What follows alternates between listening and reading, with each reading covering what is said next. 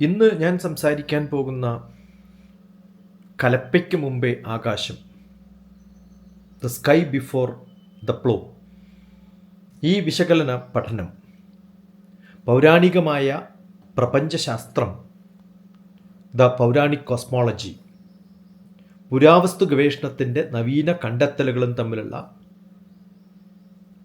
ഒരു കോൺട്രഡിക്ഷൻ, ബന്ധമാണോ ബന്ധമില്ലായ്മയാണോ എന്ന് പരിശോധിക്കുകയാണ്. മനുഷ്യൻ്റെ നാഗരികതയുടെ ഉദ്ഭവം, സിവിലൈസേഷൻ്റെ സ്റ്റാർട്ടിംഗ് എന്ന് പറയുന്നത് പരമ്പരാഗത ധാരണയിൽ വന്നിരിക്കുന്ന തെറ്റുകളെ ചൂണ്ടിക്കാണിക്കുകയാണ്. ഇവിടെ ഞാൻ ലക്ഷ്യം മാസ്ലോസ് പ്രിൻസിപ്പിൾ എന്ന് പറഞ്ഞ് മാനേജ്മെൻറ്റ് സയൻസിലൊക്കെ നമ്മൾ പഠിപ്പിക്കുന്നത് ബേസിക് റിക്വയർമെൻറ്റ്സ് കഴിഞ്ഞ് സ്റ്റെപ്പ് ബൈ സ്റ്റെപ്പായി ഇമോഷണൽ, ഇൻ്റലക്ച്വൽ, സോഷ്യൽ, അതൊക്കെ കഴിഞ്ഞ് സ്പിരിച്വൽ അവസ്ഥയിലെത്തുന്നതാണ്. പക്ഷെ ഭാരതീയ സിദ്ധാന്തവും മറ്റ് പല നാഗരികത ഡെവലപ്പ് ചെയ്ത് നടന്നിരുന്ന ടർക്കിയിലായാലും ആഫ്രിക്കയിലായാലും ഒക്കെ സ്പിരിച്വൽ റിക്വയർമെൻറ്റ്സ് അവസാനം വരുന്നതല്ല, ധാർമ്മികത അവസാനം വരുന്നതല്ല, റിച്വൽസ് അവസാനം വരുന്നതല്ല, അത് തുടക്കത്തിൽ തന്നെയുള്ളതാണെന്ന് നമുക്ക് കാണാൻ സാധിക്കും.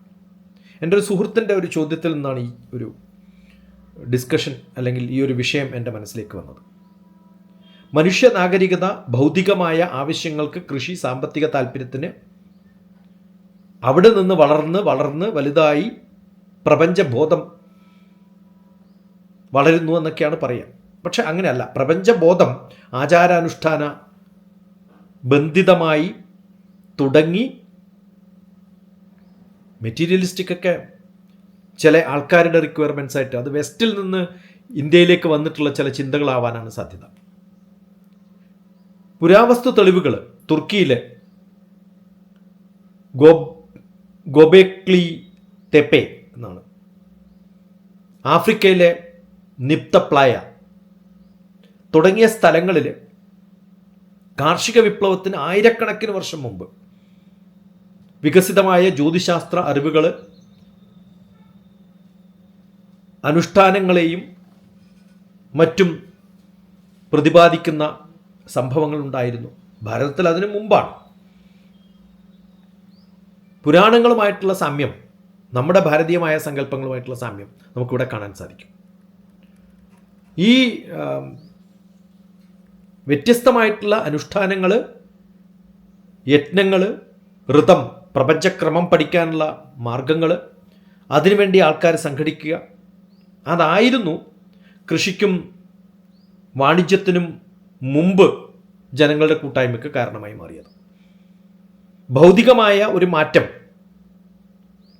കോസ്മോളജി ഫസ്റ്റ് എന്ന മാതൃക ഭാരതത്തിൽ കൃഷിക്ക് തുടങ്ങുന്നതിന് കുറേ കാലം മുമ്പ് തന്നെ, സ്ഥിരതാമസമാക്കുന്നതിന് മുമ്പ് തന്നെ, അസ്തിത്വത്തിൻ്റെ ധർമ്മം കണ്ടെത്താനുള്ള തത്രപ്പാടുകൾക്ക് മുമ്പ് നക്ഷത്രങ്ങളുടെ കാര്യങ്ങൾ പഠിക്കാനും പുരാതനമായ മനുഷ്യൻ ആഗ്രഹിച്ചിരുന്നു എന്നുള്ളതാണ്. ഇവിടെ വൈരുദ്ധ്യം നമ്മൾ കാണുന്നത് പരമ്പരാഗതമായ പാശ്ചാത്യ ചിന്തകളിൽ ഉണ്ടായിരുന്ന ചില മാതൃകകൾ പുരാവസ്തു ഗവേഷകന്മാർ കൈയടക്കി അത് തെളിയിക്കാനുള്ള സയൻസ് ഉണ്ടാക്കുകയാണ് ചെയ്തത്. ഇതൊരു വൈരുദ്ധ്യമാണ്. ആരംഭത്തിൽ ഭൗതികമായ കാര്യങ്ങൾക്ക് വേണ്ടിയിട്ടാണ് പാശ്ചാത്യരെങ്കിൽ നവീന പൗരാണിക മാതൃക കാണിക്കുന്നത് ഭാരതത്തിലൊക്കെ പ്രപഞ്ചശാസ്ത്രം അനുഷ്ഠാനവും പഠിക്കാനാണെന്നുള്ളതാണ്. ഇവരുടെ പ്രേരണ സാമ്പത്തിക ആവശ്യങ്ങളാണെങ്കിൽ ഇവിടെ ആത്മീയമായ ധാർമ്മികമായ ബോധം ഉണ്ടാക്കാനായിരുന്നു നമുക്ക് കാണാൻ സാധിക്കും. സാമൂഹികമായ ക്രമം വിനിമയങ്ങൾക്ക് ഉപയോഗിക്കുമ്പോൾ, കമ്പോളങ്ങൾക്ക് ഉപയോഗിക്കുന്ന സമയത്ത് ആരാധന അധിഷ്ഠിതമായിട്ടുള്ള സഭകൾ, ചടങ്ങുകൾ ഉണ്ടായിരുന്നു ഇവിടെ. കാലക്രമത്തിൽ ലളിതമായ ജീവിതത്തിൻ്റെ അവസ്ഥയിൽ നിന്ന് സങ്കീർണതയിലേക്ക് വളരുമ്പോൾ ഇവിടെ സൈക്ലിക്കായിട്ട്, ചാർക്കികമായിട്ട് പുരാതനമായ ജ്ഞാനത്തിൻ്റെ ഓർമ്മകൾ നമ്മളിൽ ഉണ്ടാവുകയാണ് ചെയ്തത്. ഇതാണ് വ്യത്യസ്തമായിട്ട് നമ്മൾ കാണേണ്ട ഒരു കാഴ്ച. ഇതിൽ സവിശേഷമായിട്ട് കാണുന്നത് പരമ്പരാഗത പാശ്ചാത്യ മാതൃകയിൽ നിന്ന് നമ്മുടെ നവീനമായ പൗരാണിക ഇന്ത്യൻ നോളജ് സിസ്റ്റത്തിൻ്റെ മാതൃക നമ്മൾ ലോകത്തിന് കാണിച്ചു കൊടുക്കണമെന്നുള്ളതാണ്. ധർമ്മമാണ് പ്രധാനം. പുരാണത്തോടുള്ള കാഴ്ചപ്പാട് കെട്ടുകഥ അല്ലെങ്കിൽ ഭാവനയാണെങ്കിൽ ഇവിടെ വിവരശേഖരണവും ഡാറ്റയും നമുക്ക് അവൈലബിൾ ആണ്. ഈ വൈരുദ്ധ്യമാണ് സാമ്പ്രദായികമായ ചരിത്രകാരന്മാർ പലപ്പോഴും പൗരാണികമായ കാലഗണനയ്ക്ക് വെറും കെട്ടുകഥകൾ ഉണ്ടാക്കിയിട്ടുള്ളത് തള്ളിക്കളഞ്ഞുകൊണ്ട്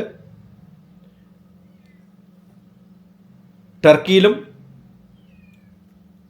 ആഫ്രിക്കയിലും ഭാരതത്തിലും ഉണ്ടായിരുന്ന യുഗയുഗങ്ങളായിട്ടുള്ള യുഗത്തിൻ്റെ കാലങ്ങൾ സൂചിപ്പിക്കുന്ന സപ്തമതമന്വന്തരി കലികാലി പ്രഥമപാതി എന്ന് ചൊല്ലുമ്പോൾ 198 കോടി വർഷങ്ങൾ പഴക്കമുള്ള നമ്മുടെ ഭൂമിയുടെ കഥ പറയുമ്പോൾ അതുമായിട്ട് ആ അറിവുള്ള ഒരു ജനത ഇവിടെ ഉണ്ടായിരുന്നു യുഗങ്ങൾക്ക് മുമ്പ് എന്ന് നമ്മൾ മനസ്സിലാക്കുമ്പോൾ കലപ്പിക്ക് എത്രയോ കാലം മുമ്പാണ് ആകാശത്തോടുള്ള മനുഷ്യൻ്റെ അറിവിനോടുള്ള ആഗ്രഹം ഈ ലോകത്തുണ്ടായിരുന്നത്. ആ സമയത്ത് വെസ്റ്റേൺ നോളജിന് ഇതൊന്നും ഉണ്ടായിരുന്നില്ല എന്നുള്ളത് നമ്മൾ മനസ്സിലാക്കേണ്ടിയിരിക്കുന്നു. നന്ദി, നമസ്കാരം. 2026 ജനുവരി 1 ഇതാവട്ടെ നമ്മുടെ ചിന്തകൾ.